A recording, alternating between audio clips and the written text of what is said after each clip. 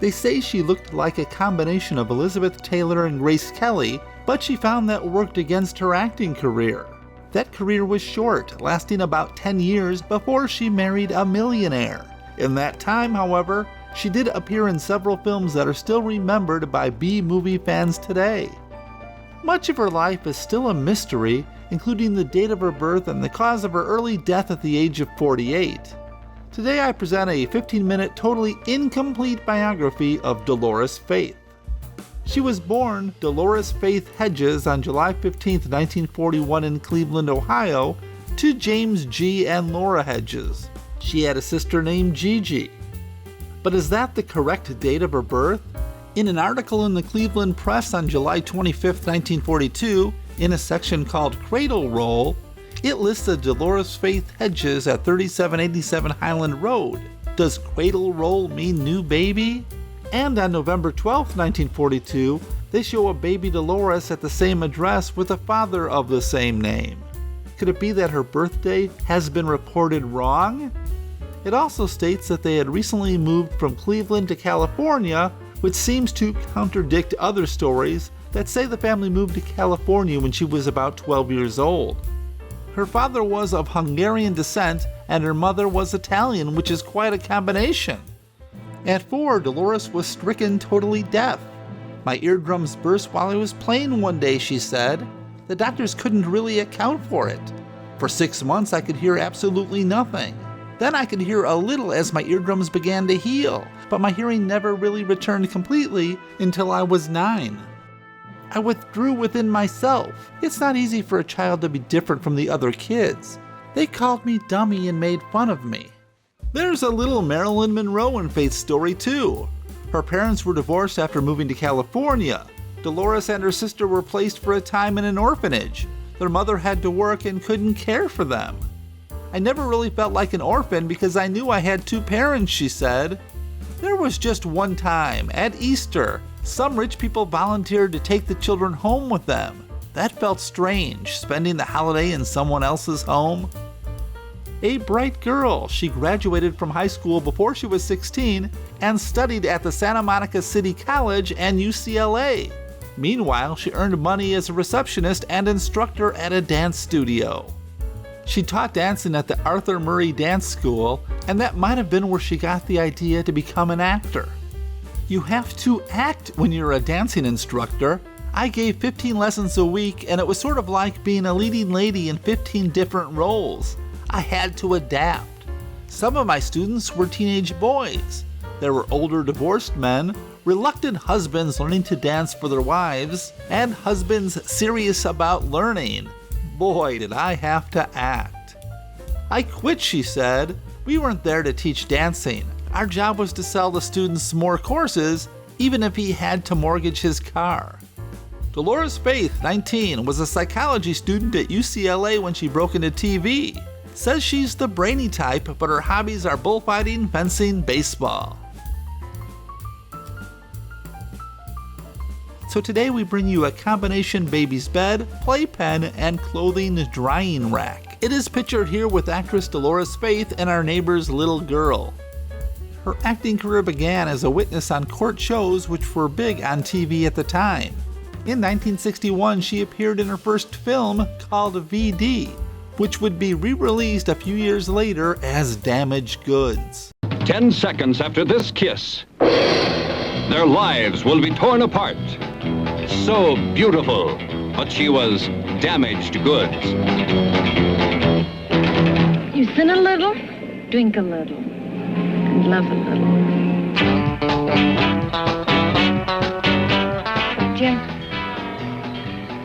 Jim, do you love me? I don't know. I haven't seen you around much lately. Oh, we've been busy. We're getting married right after graduation. The tender, tragic story of teenage sex, of parental neglect. Her mother didn't tell her, but the family doctor did.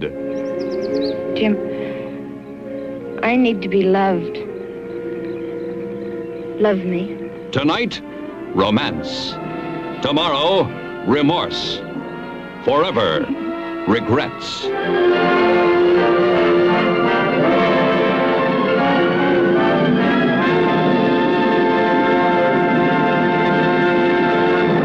Reaps plaudits. Dolores Faith is a newcomer to films, but her work is already winning favorable comments. Her next movie will be Wild Harvest, filmed in Florida.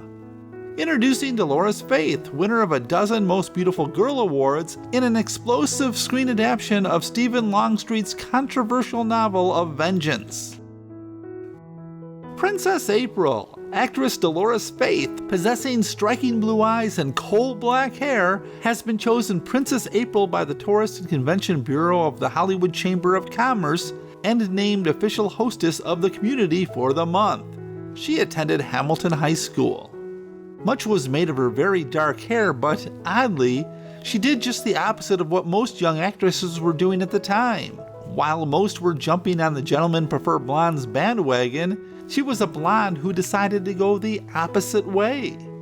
Of the 6 girls shown on this page, only one, Dolores Faith, is a natural blonde. The others are brunettes who bleach their hair various shades of blonde. Dolores dyes hers black. Why did Dolores go against the trend? I am olive complexioned, she explained, and my blonde hair didn't go with my dark eyes and my dark skin tone, so first I dyed it red. Then, like most girls, I began to experiment. Since I'm an actress, my agent decided I would look like Elizabeth Taylor if I went black, so I dyed my hair raven, and I've been getting a lot of jobs since, although I must say Hollywood has always been partial to blondes. Looking too much like Liz Taylor might have been a problem for her. Dolores Faith desires to make it on her own. Supposing a girl reminds producers of a combination of Liz Taylor and Grace Kelly, is that good? Dolores Faith shakes her lovely head. You might look at her and disagree. In fact, you'll probably take a second look. Most people do. I suppose it's only natural to be compared, says Dolores. People need a point of reference, but I still want to make it on my own. There was a time I tried out for a contract at Warner Brothers, she recalled. They told me I was a combination of Elizabeth Taylor and Grace Kelly, and they wouldn't know what to do with me.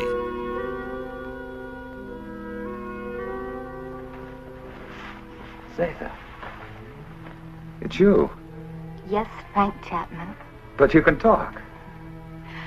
From my fright when I thought you were going to be killed, something happened.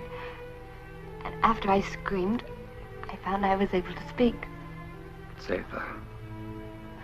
I have many things to say to you, Frank Chapman. This is a picture that appeared in the paper in an article about Sean Flynn, the son of actor Errol Flynn. I'm not sure if they were dating or if this was just a kiss for the press.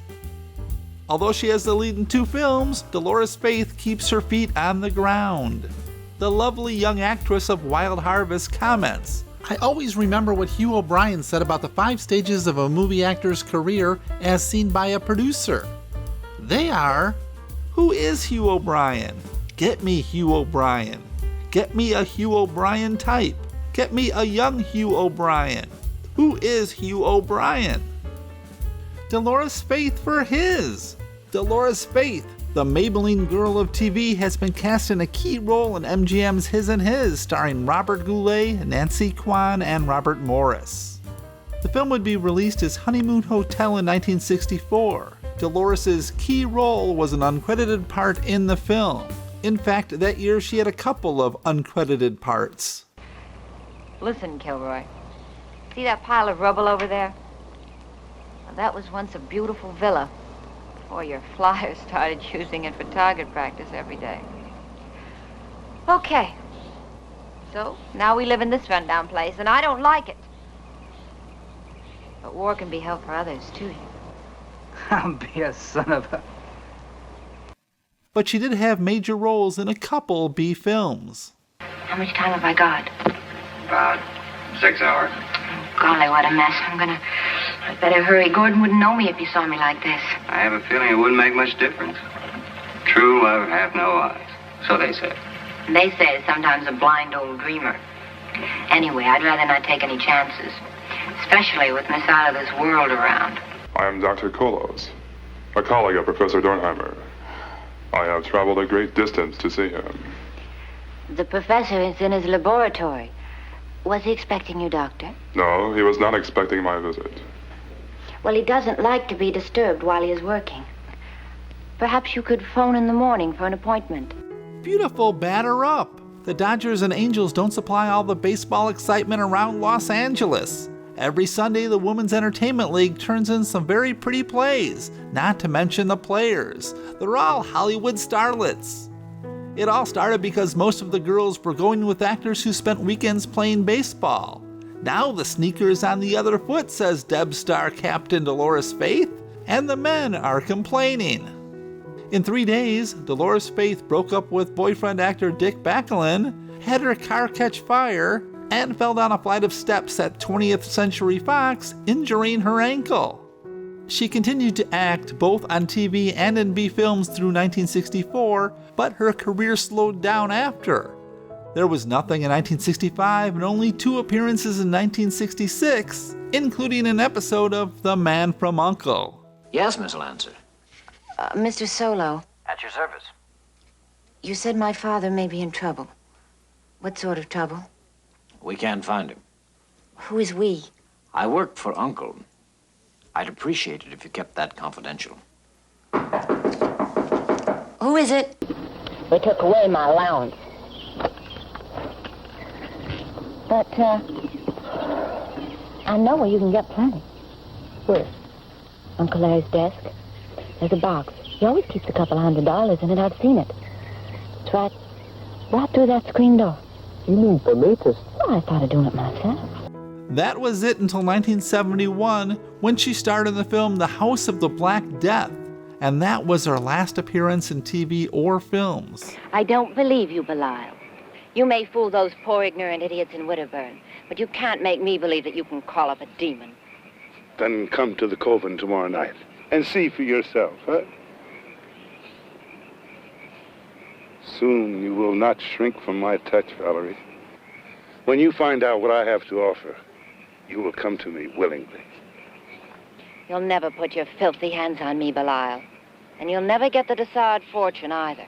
In 1972, the 31-year-old actress married longtime friend 51-year-old J. Robert Neal, known as Bobby, a millionaire who was heir to the Maxwell House coffee empire and also involved in the oil industry. She had been going back to college when they met, and the couple began living together.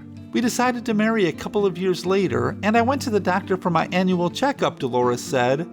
After the tests, I got one of those letters saying you have funny cells. It was borderline invasive cancer. Doctor said I had to have a complete hysterectomy. Dolores decided this was the end of their relationship, but Bob had other ideas. He said, "What changed?" So they got married 2 weeks before her surgery. Later, the couple would end up adopting 3 children. Puddin is given a big dinner dance for the newlyweds this week at her house in Hidden Valley, California, and once that's out of the way, there'll be a honeymoon cruise on Bobby's new 85-foot yacht along the California and Mexican coasts. The couple will divide their time between Bobby's house in Newport Beach, California, and Bobby's house in Palm Springs. It is what happens when you mix coffee and oil. Now, there are various reports saying the couple divorced in 1977, but I have my doubts. There is this article from 1980 in which states the couple were hosting an invitational fashion show and cocktail party, and this picture, which I keep using, was from 1983, and it still shows the couple together. Sadly, Dolores died on February 25, 1990. There are various reports that it was a suicide, but this is something I cannot confirm. Her obituary gives no cause of death. It also lists Bobby as still being her husband. When Bobby passed away in 2006, there was no mention of the two ever being divorced.